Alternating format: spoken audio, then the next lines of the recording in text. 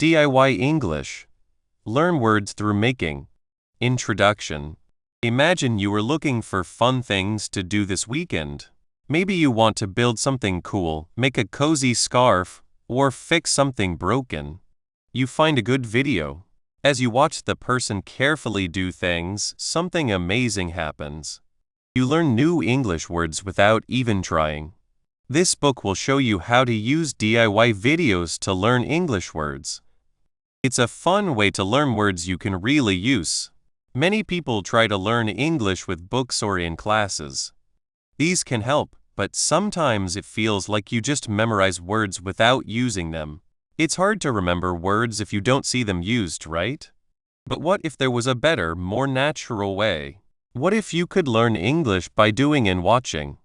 This book will show you how to use do-it-yourself DIY videos to learn English words, so they stick in your mind. The main idea of this book is applied English learning. This is the opposite of just memorizing word lists.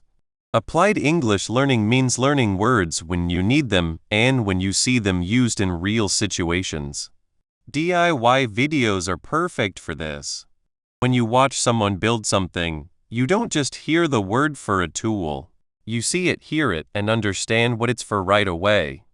You learn the word in a real situation, not alone. This makes learning feel less like studying and more like exploring. The words become tools to understand and be part of making things. We will learn the most important words for all sorts of tools.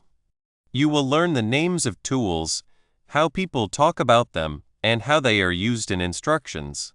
You will also learn the words for different materials. Whether you are working with wood, cloth, paint, glue, or small metal pieces, you will know what is being talked about. Knowing the names of materials helps you follow any project. And, of course, we will learn the action words, the verbs that tell you what to do. You will learn to understand instructions like measure, cut, attach, sand, paint, and assemble. We will cover phrases that guide you through the whole process. These are the basic parts of any DIY project. By learning them through videos, you gain practical English skills that you can use right away. This book will be your guide. We will help you find interesting DIY videos, point out the most important words, and give you simple ways to practice what you learn. Think of us as your personal helper for understanding DIY videos and learning new words. So get ready, open your favorite video app, and let's start building your English words, one project at a time. Your English adventure with DIY starts now. 1. Learning with videos. Watching someone build, fix, or make things with their hands is like magic, right? You see a bunch of different pieces, and then, bit by bit, they become something useful or pretty. This is the main idea behind do-it-yourself, or DIY. And guess what? It's also a secret way to get better at English. Think about it. You're already interested in what's happening on the screen. You want to know how they do it. This natural wanting to know is the perfect fuel for learning new words. We are going to look at how these cool DIY videos can become your own personal English classroom. It's not about boring lists of words. It's about seeing, hearing, and doing, or at least, watching someone do it. This is what we call learning English by doing. Remember, this is a way to learn by actually using English in real situations, like watching a video. Instead of just memorizing words, you learn them because you need them to understand what's happening. You connect the word to the action, the thing, or the material. This helps the words stick in your mind much better, and you learn how to use them like the person in the video. It makes learning feel fun, not like work. Learning with videos. Why are DIY videos such a great tool for learning English? It all comes down to how our brains learn best. We remember things much better when we can see them, hear them, and understand them in a real situation. When you watch a DIY video, you get all of that, and it's like a super-powered learning experience. Let's start with the most important part. Seeing is believing. Imagine you're trying to learn the word hammer. If you just see it on a page in a book, it's just a word. You might know it means a tool, but you don't really know it. Now, picture yourself watching a video. The person on screen picks up a tool, and you see them swing it down to hit a nail. The word hammer is said clearly, or maybe it even shows up on the screen. Suddenly, the word isn't just a sound or letters. It's linked to a clear picture in your mind, the shape of the tool, the motion of hitting, the sound it makes. You see the tool, you see it being used, and you hear its name. This link is fast and strong. This is the magic of seeing words in action. It's like your brain is saying, that's a hammer. This visual link makes the word much easier to remember and understand than just reading it in a list. Think about another example. Maybe you're watching a video about making a simple wooden shelf. You see the person carefully measuring a piece of wood. They say the word measure. You see the tape measure, the pencil marking the wood. You understand that measure means to find out how long or wide something is. Then, they take a saw and cut the wood. The word cut is said. You see the saw moving through the wood. You understand that cut means to divide something with a sharp tool. These actions are happening right in front of your eyes. You don't need to guess what measure or cut means. The video shows you. This is learning English by doing an action, learning words by seeing them used in a real, practical task. Another big help is learning useful words. DIY videos are usually about a specific project. This means the language used is focused on the things needed for that project. This is incredibly helpful because it means you're learning words that are actually useful for doing things. Let's look at the kinds of words you'll hear. First, there are the tools. In a woodworking video, you'll learn words like saw to cut wood, drill to make holes, screwdriver to turn screws, wrench to turn nuts and bolts, and pliers to grip things. If it's a sewing video, you might learn about sewing machine, scissors, pins, and needles. Each video is like a little box of words related to a specific craft. Then you have the materials. These are the things you use to make the project. For woodworking, you'll hear wood, nails, screws, glue, and paint. For knitting, it's yarn, needles, and buttons. For cooking, it's flour, sugar, eggs, and spices.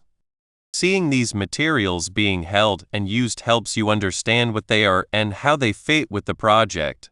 You see the soft, colored yarn and you hear the word yarn. You see the sticky liquid and you hear glue. And don't forget the action words instructions. This is where the project actually happens. You'll hear words like cut, measure, assemble to put parts together, attach to fix one thing to another, tighten to make something more secure, sand to make a surface smooth, paint, sew, mix, stir, and bake. These words tell you what to do. When you watch someone sand a piece of wood until it's smooth, the word sand becomes much clearer. You understand it's an action that changes how the material feels. The great thing about this is that it's all connected. You're not just learning wood. You're learning about wood and how to cut it with a saw to make a shelf.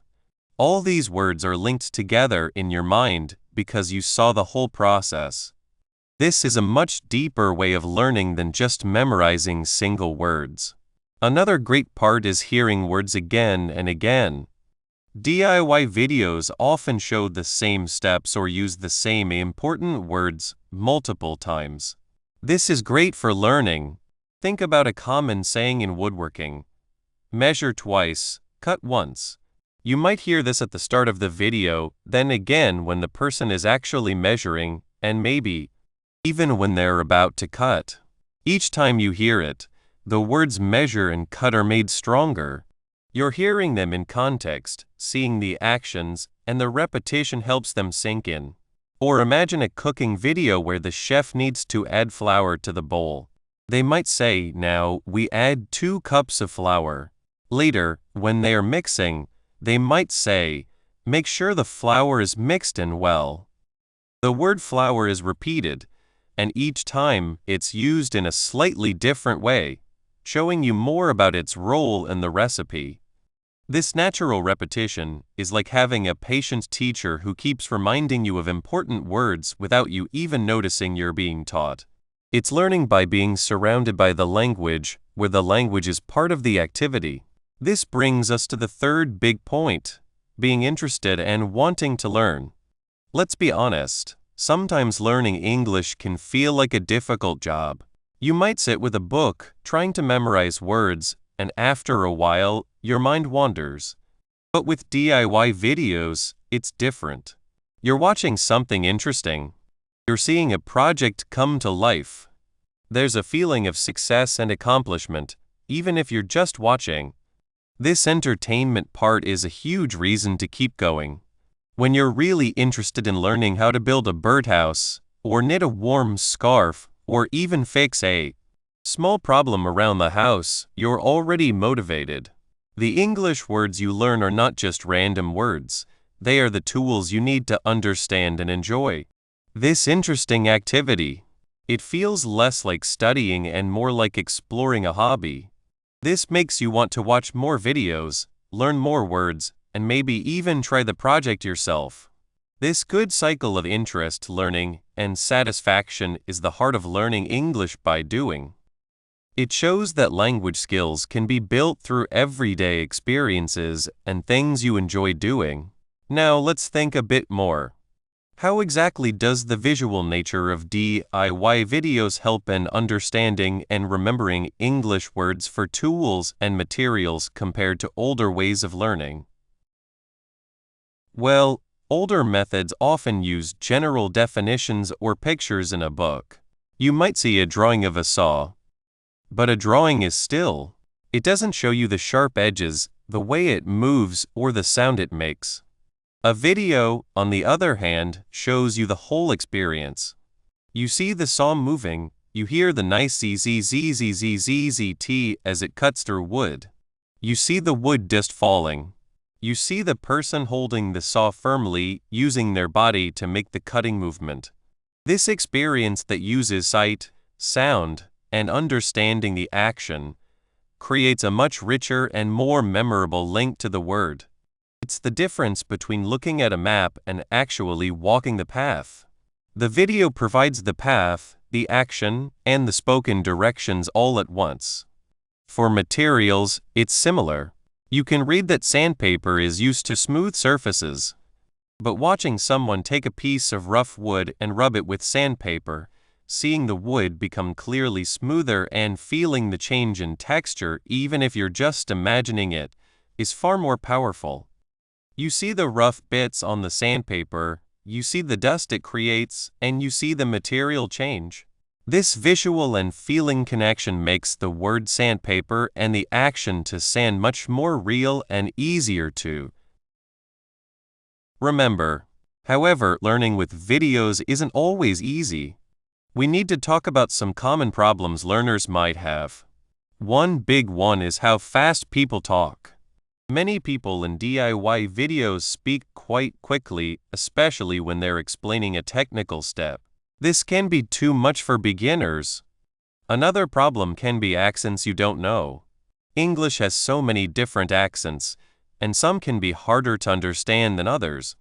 If the video creator has a very strong local accent, it might make it difficult to catch the words, even if you know them.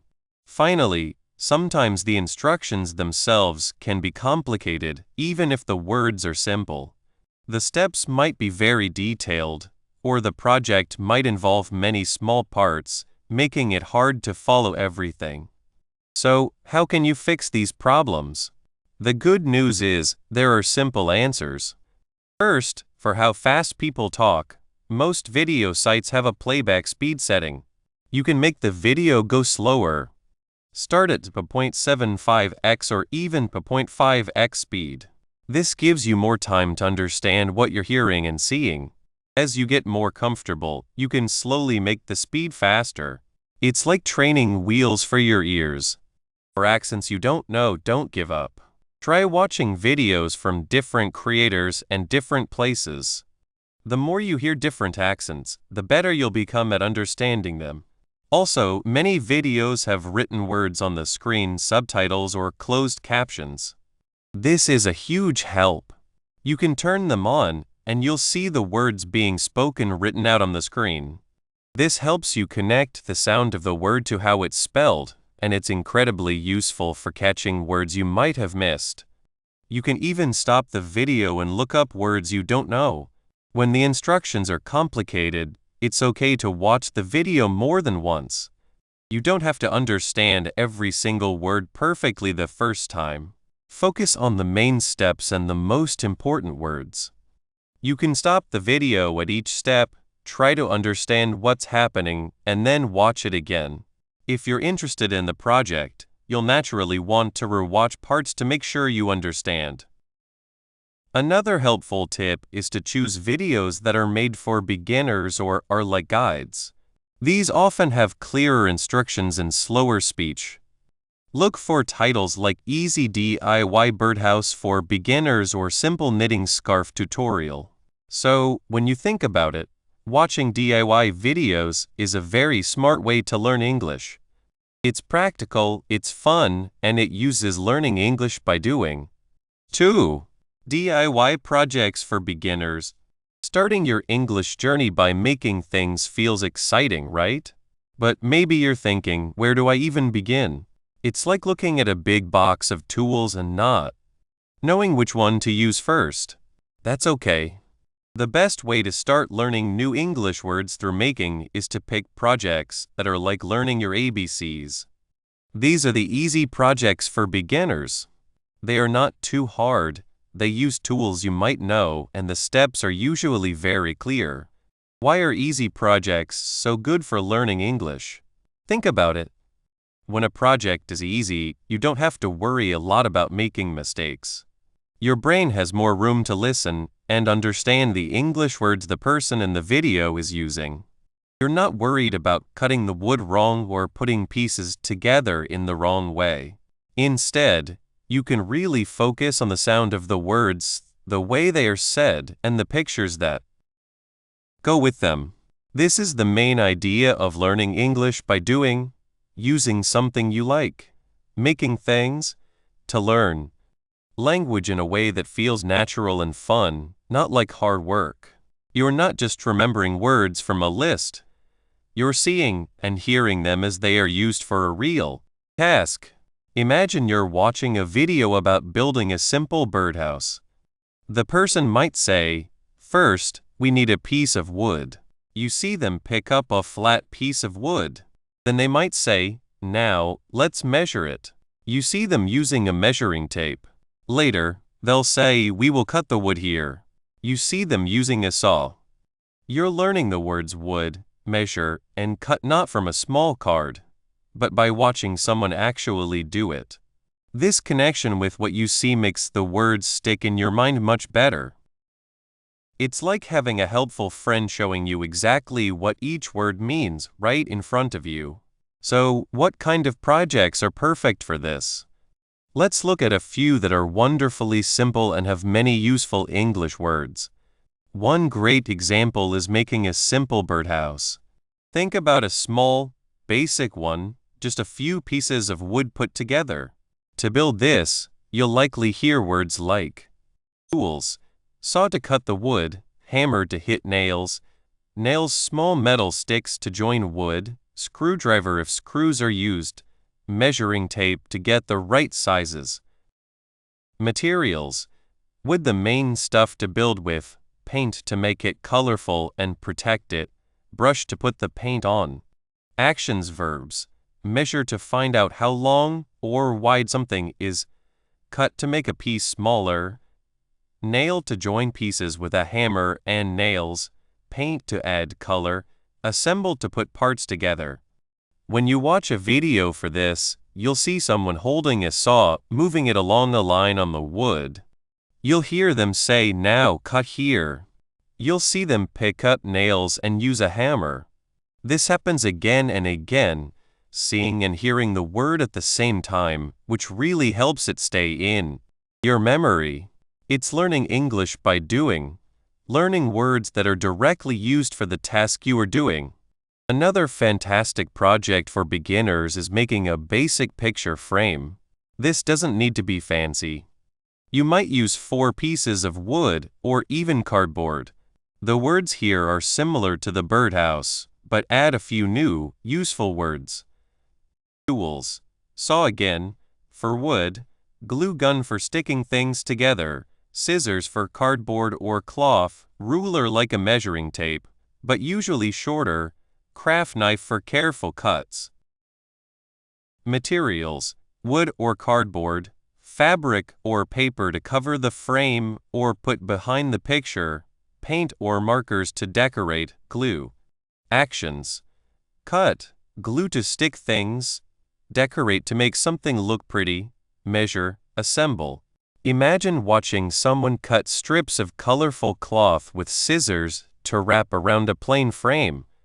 They might say, "Let's glue the fabric onto the cardboard frame." You see the sticky glue coming from the glue gun and you hear the word glue. You're learning this word because you see what it does. This makes the learning feel very real and useful. For people who like softer things, knitting a simple scarf is a wonderful choice. It mostly involves repeating a few basic stitches. Tools: knitting needles, long sticks for knitting, yarn needle for weaving in the loose ends. Materials: yarn, the woolly string you knit with.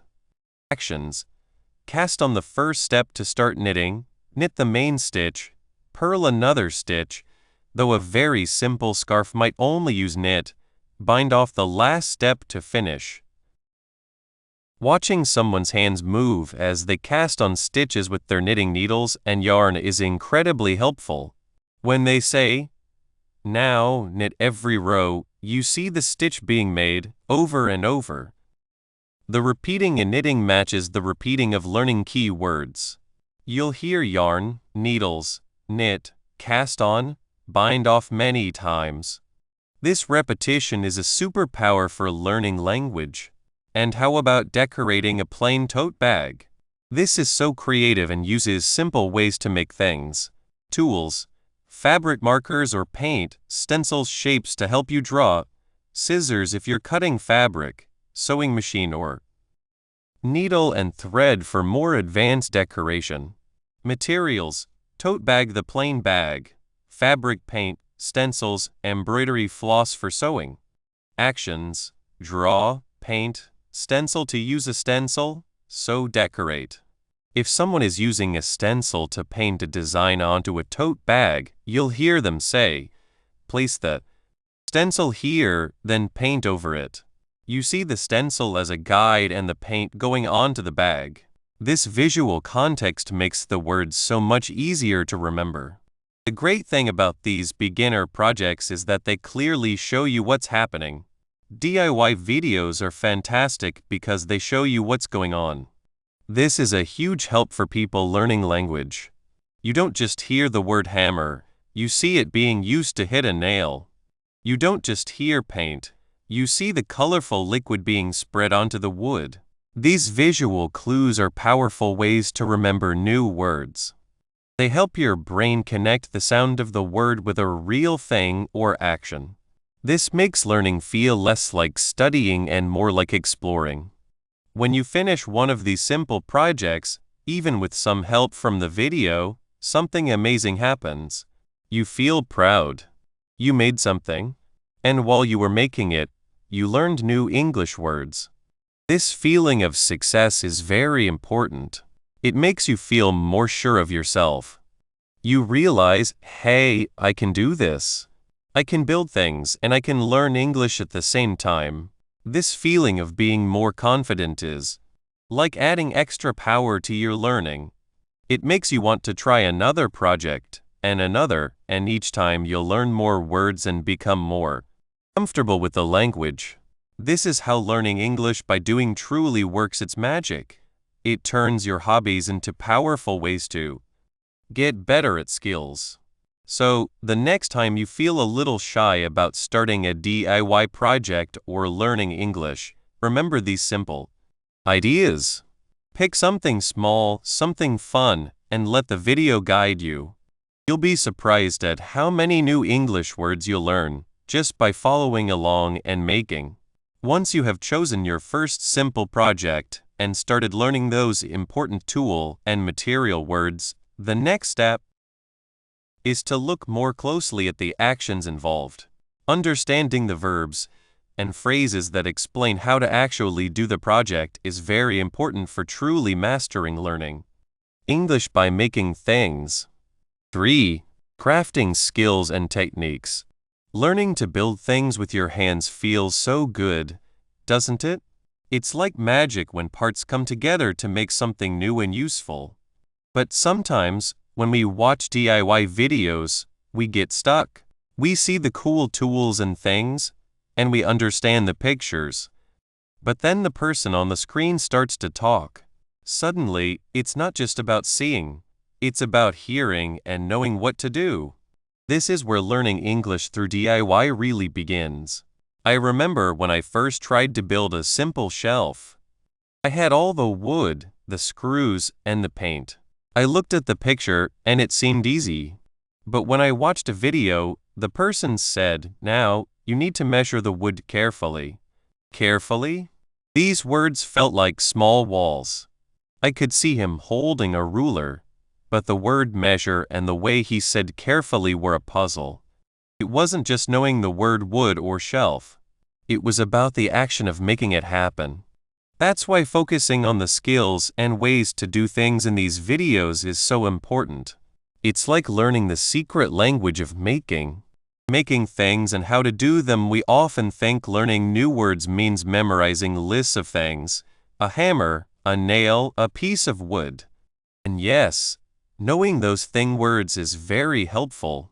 It's like knowing the names of all the food items in a recipe. But what really makes a recipe work, what lets you actually cook that tasty food, are the doing words. The actions. Think about it. You don't just have flour and eggs, you mix them. You don't just have dough, you knead it. DIY videos are full of these action words, these doing words. They are the engine of the project. When you watch someone build a birdhouse, they aren't just showing you a birdhouse. They are cutting wood, drilling holes, sanding edges, and gluing pieces together. Each of these words, cut, drill, sand, glue, is a vital part of the puzzle. They tell you exactly what to do. And the wonderful thing about DIY videos is that you see the action happening as you hear the word. When the speaker says, "Now we need to cut this piece of wood," you watch their hands, the saw moving, the wood separating. The picture and the sound work together. This is the heart of learning English by doing. Instead of just reading the word cut in a book and trying to imagine it, you see it in action. In a real situation, making something. You learn not just the word, but the skill it means. The doing words you'll hear most often will depend on the kind of project you're watching. If it's about working with wood, you'll hear lots of cut, making something shorter or into smaller pieces with a sharp tool. Drill, making a round hole, usually with a power tool. Sand, making a surface smooth with rough paper or a tool. Screw, joining things together with a screw and a screwdriver. Nail, joining things together with a hammer and a nail. Glue, sticking things together with a sticky liquid. Measure, finding out how long, wide, or tall something is. If you're watching a video about crafts, like making a decoration or sewing, you might hear sew, joining cloth together with thread and a needle. Knit, making cloth by looping yarn together with needles. Paint, covering a surface with colored liquid. Attach, fixing one thing to another. Shape, giving something a certain form. Fold, bending something over on itself. These doing words are the building blocks.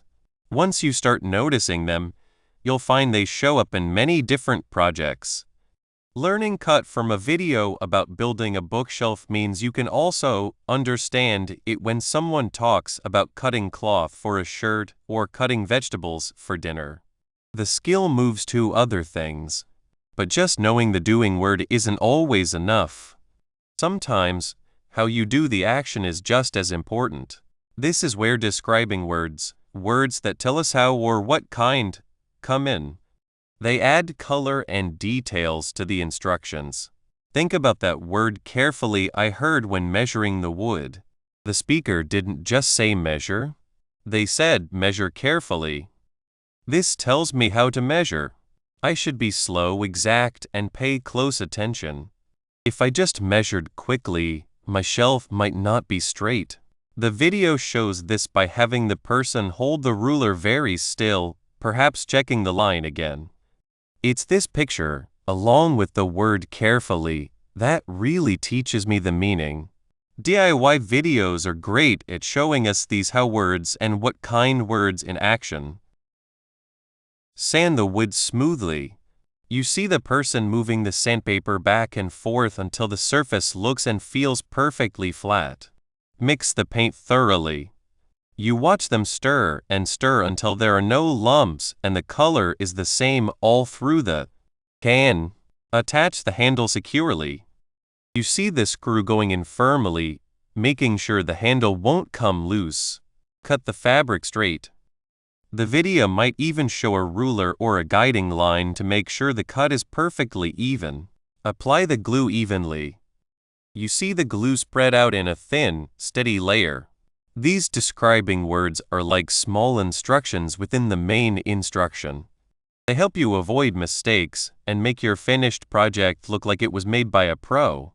Learning English by doing shines here because you're not just learning smoothly or thoroughly as ideas. You're learning them as the way to do a specific, useful action that leads to a good result.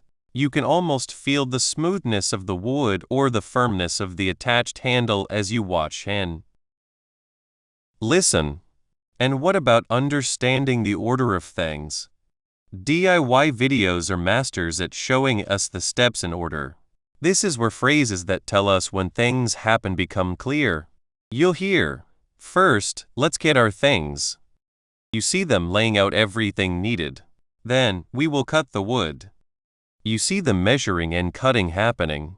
Next, we need to drill the holes. You see the drill coming out. After that, we can start gluing the pieces together. You see the glue being put on. Finally, we'll paint it to keep it safe. You see the last steps of finishing. The way the video shows things matches these words perfectly. You don't need to memorize a long list of words for order. You experience it. You see the project grow bit by bit, and the words that guide you through that growth become understood naturally. This makes following instructions in English feel much less scary. You're building your understanding, just like you're building the project. But DIY isn't always perfect, right? Sometimes things go wrong. A piece of wood might be a bit too big, or the glue might not stick right away. This is where another very useful kind of vocabulary comes in. Words for fixing problems. These are the phrases that help you fix things when they don't go as planned. Watching a DIY video, you might hear, "Oh, it looks like this part is a bit wobbly." You see the speaker gently shaking a part that isn't firm. "This isn't sticking as well as I'd hoped. I might need to use more glue."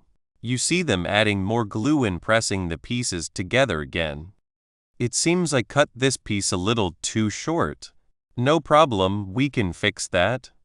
You see them finding a smart way to add a small piece or change the design. "This screw is a bit tight. I'll need to push harder." You see them pushing harder with the screwdriver. "The paint is looking a little uneven. I should have made it thinner before." You see the uneven paint and hear the suggestion for next time. Learning this kind of vocabulary is very powerful. It shows you that mistakes are normal, and there are words to talk about them and fix them. This is useful English that you can use in many situations, not just DIY. If your furniture at home is wobbly, or if a craft project isn't sticking, you'll have the words to describe it and understand what might need to be done. It makes the language feel real and useful, directly tied to solving real problems.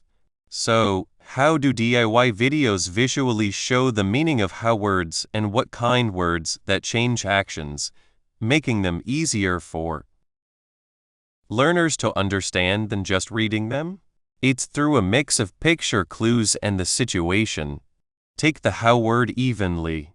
If a video shows someone painting a wall and they move the roller in slow, steady strokes from top to bottom, covering the whole surface without any missed spots or thick drips, that is the picture meaning of evenly. You see the smooth, even coverage. If they were to paint quickly and messily, you'd see the streaky, uneven result, and the speaker might say, "That's not quite right. We need to paint more evenly."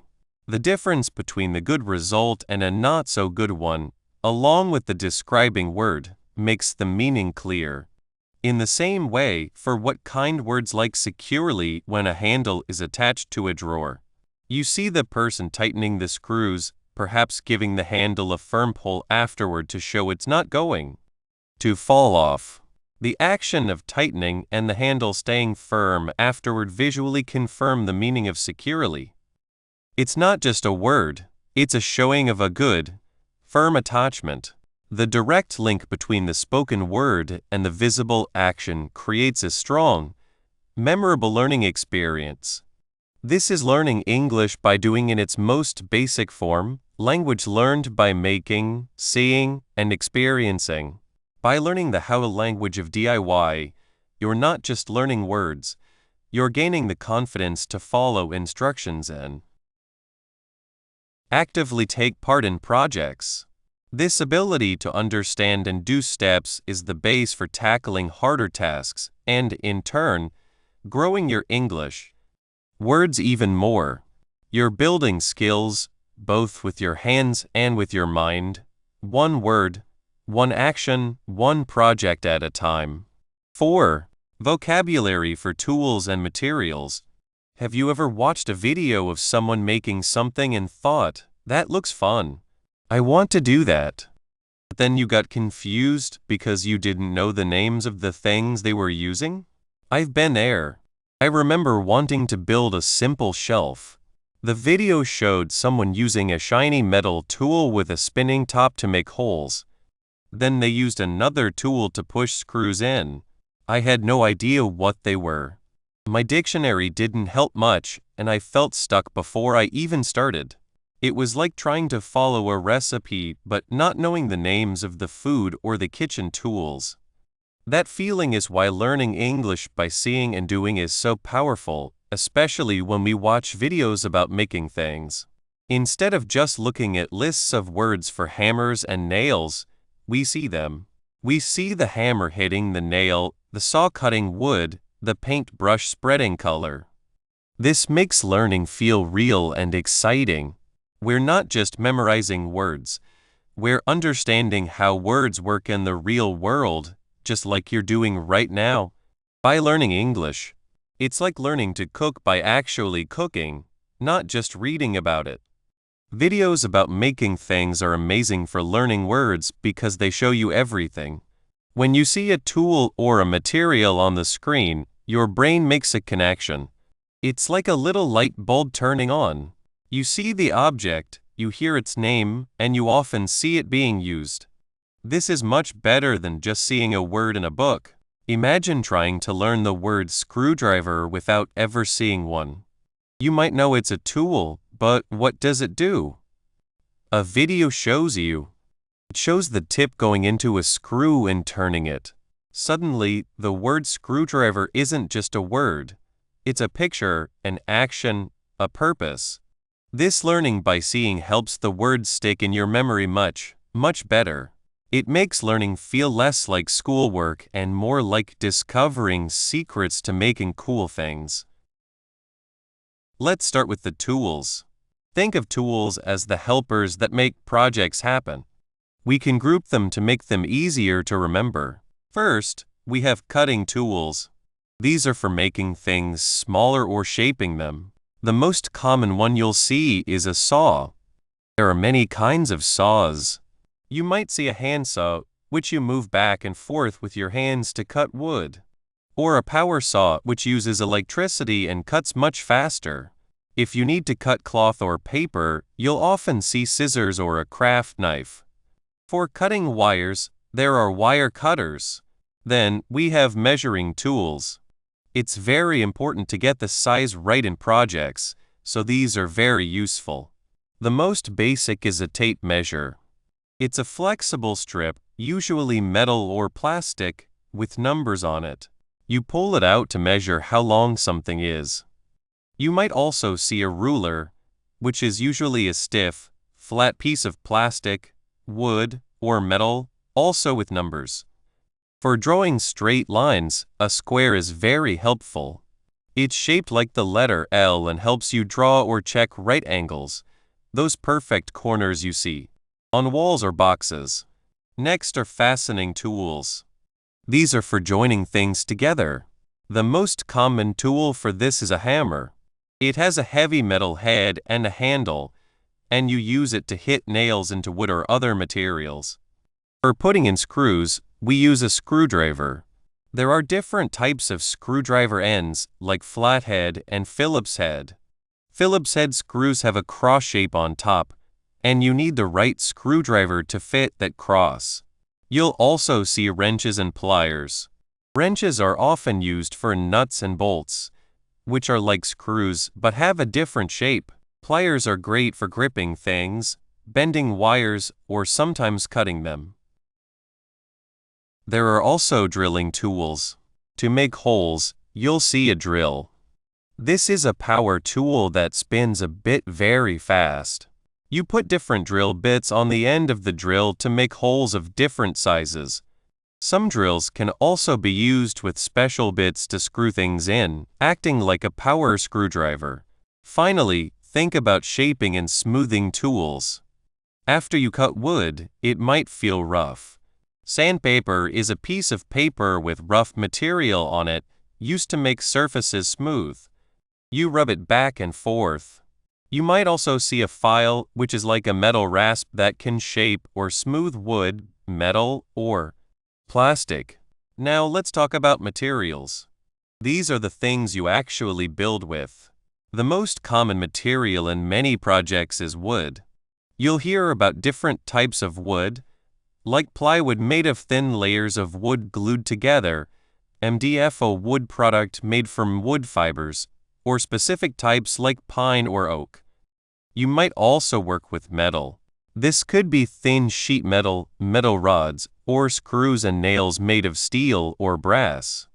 Fabric is used in sewing projects, for covering furniture or making covers. You'll hear about different types like cotton denim or canvas. Then there are adhesives. These are things that stick other things together. The most common is glue. You'll hear about wood glue, super glue, which is very strong and dries fast, or hot glue, which you use with a hot glue gun, another tool. We also have tape, like duct tape, very strong tape for repairs, or masking tape, which you can use to hold things or protect areas when painting. And of course, paint and finishes. You'll see different types of paint, like water-based paint or oil-based paint. You might also hear about varnish or stain, which change the look of wood. Here's where the visual part of videos really shines. How does a video make learning these words easier? Let's think about the word pliers. If you just read pliers, you might imagine something like scissors. But a video shows you a tool with two handles that you squeeze together, and the ends come together to grip something. You see them being used to bend a piece of wire or hold a small nut in place. Suddenly, pliers has a shape, a feel, and a purpose. Another example is sandpaper.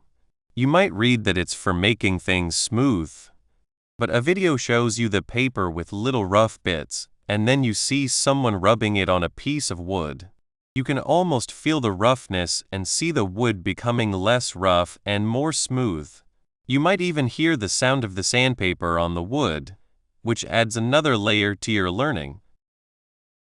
Consider joint. This word can mean many things in English. But in a video about making things, when someone is building something with wood, you might see them explaining how they connect two pieces of wood together. They'll show you the place where the two pieces meet and are held firmly. That connection point is a joint. The video shows you exactly what kind of joint they are making. Maybe a simple joint where the ends just meet, or a more complex joint where the wood is shaped to fit together. This visual context makes the word joint very specific and useful for making things. What about level? You might know it means not tilted, but a video will show you a tool, often a long bar with little bubbles and tubes. The presenter will place it on a shelf or a wall and show you how the bubble needs to be in the middle of the tube to show that it's perfectly straight and not tilted. This visual demonstration makes the purpose and use of the level crystal clear. These are just a few examples. The key is that the video provides context. It doesn't just give you a word, it shows you the word in action. This is the heart of learning by seeing and doing. You're not just learning words by themselves, you're learning them as part of a process, a project, a real-world activity. This makes the words much more meaningful and easier to remember because they're tied to a visual experience and a practical use. When you're watching, don't just listen to the words. Pay attention to how the person is using the tool or material. What are they doing with it? What words do they use to describe it? For example, when they pick up a piece of wood, they might say, "This is a nice, smooth piece of pine." You learn the material pine and the descriptive words nice and smooth. When they use a saw, they might say, "I'm going to cut this piece of wood to size." You learn the action word cut. If they are using glue, they might say, "Apply a thin layer of glue to the edge." You learn apply and layer. Sometimes, the video might show a close-up of a tool.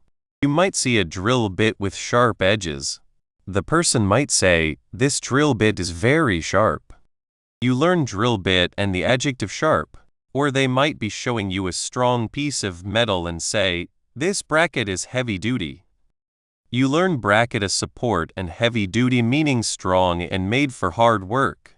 The beauty of videos about making things is that they often repeat words and show them in different ways. You might hear hammer many times, but you'll also see it used to drive nails, pull out nails with the claw end of the hammer, and in different situations. This repeating, combined with the visual context, really helps the words sink in. It's also helpful to remember that not all tools or materials have simple names.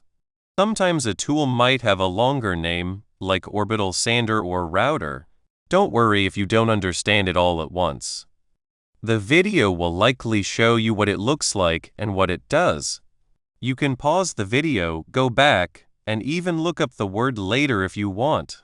The main thing is that you're exposed to it in a situation where you can understand its general purpose. Think about how you learned things as a child. You didn't sit down with a book of words for ball and throw. You saw a ball, someone threw it, and you learn the words by doing and seeing. Videos about making things offer that same kind of natural learning. They are like a friendly guide showing you the world of making, one tool and one material at a time. So, the next time you watch a video about making things, don't just look at the finished project. Look at the tools. Look at the materials. Listen to the words. Try to guess what each thing is called based on how it looks and how it's used. This active watching is what learning by seeing and doing is all about. It turns watching without thinking into learning with thinking. We've now covered the what, the tools and materials. We can see them, we can name them, and we understand their basic purpose. This is a huge step. But a project isn't just a collection of tools and materials. It's about what you do with them.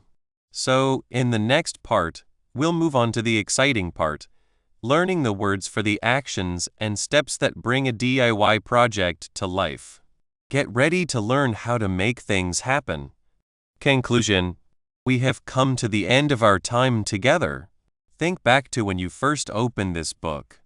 We promised that learning English could be fun and useful, and linked to the joy of making things. And look at you now. You have learned how watching do-it-yourself DIY videos can teach you so much. We have looked at the names of tools, from a simple hammer to a fancy drill. We have learned about different materials, like wood, cloth, or even paint. And we have picked up the action words that tell us exactly what to do, step by step. This was not just reading words on a page. It was about connecting those words to real actions and real projects. You have already taken big, wonderful steps in your English learning. The main idea of what we have been doing is called applied English learning. What does that mean? It means learning English by actually doing things and seeing how words are used in real life. Instead of just memorizing lists of words, you have been learning them in their place, inside the world of DIY projects. Think about it. When you see someone use a screwdriver to fix something, you do not just learn the word screwdriver, you see what it looks like and what it does. This makes the word stick in your mind much better. The pictures and sounds in DIY videos are like magic helpers. They show you the tool, you hear its name, and you see it in action. This connection of seeing and hearing is very strong. Also, when you are interested in the project, learning feels less like work and more like fun. You want to understand because you want to see the project finished. This is very different from just looking at a list of words, is it not? Applied English learning is about making language come alive through the things you enjoy. Now, the best part. This is just the beginning. You have a great, hands-on way to keep learning English. Do not stop here. Go find more DIY videos online. Maybe you love cooking and want to learn words for kitchen tools. Perhaps you enjoy gardening and want to know the names of plants and soil. Or maybe you are curious about fixing bikes or knitting sweaters. Whatever makes you interested, there is a DIY video for it, and with it, a whole new set of English words waiting for you. Remember, you are now a DIY English learner. You can actively look for new words, listen to how they are used, and even try to use them yourself. Think of each new word as a piece you can use to build something bigger. Keep that making way of thinking, not just for projects, but for your English too. Every conversation, every new word, is a chance to create something new. Your journey of discovery is ongoing, and it is going to be very rewarding. Happy making and happy learning!